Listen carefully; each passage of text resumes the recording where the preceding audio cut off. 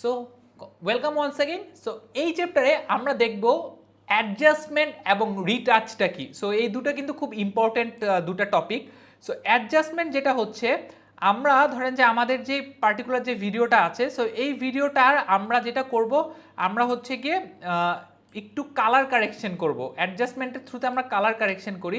So আমরা simply যেটা করছি, ভিডিওটাকে আবার একটু বড় করে নিচ্ছি।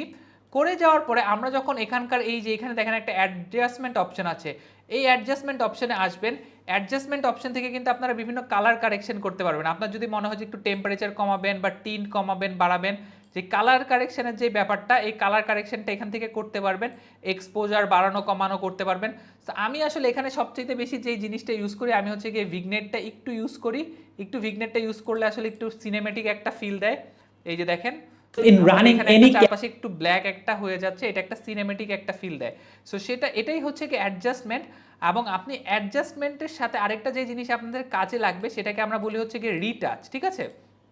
সো আপনি যখন কোনো একটা ভিডিওতে যাবেন, ভিডিওতে গিয়ে আপনি হচ্ছে ভিডিও সেকশনে এসে দেখেন এখানে একটা রিটাচ একটা অপশন আছে।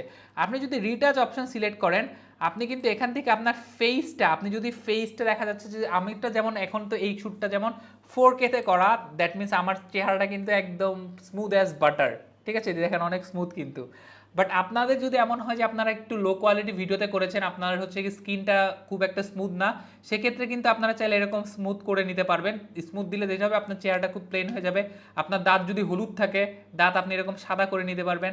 আপনি চেহারা হচ্ছে কি সাদা করে নিতে পারবেন। সো এই রিটাচ থেকে আপনার চেহারাটা সুন্দর হয়ে যাবে, মানে মেকআপ করে দিবে আপনাকে। সো আশা করছি এই অ্যাডজাস্টমেন্ট, রিটাচ এবং রিটাচ জিনিসটা বুঝাতে পেরেছি।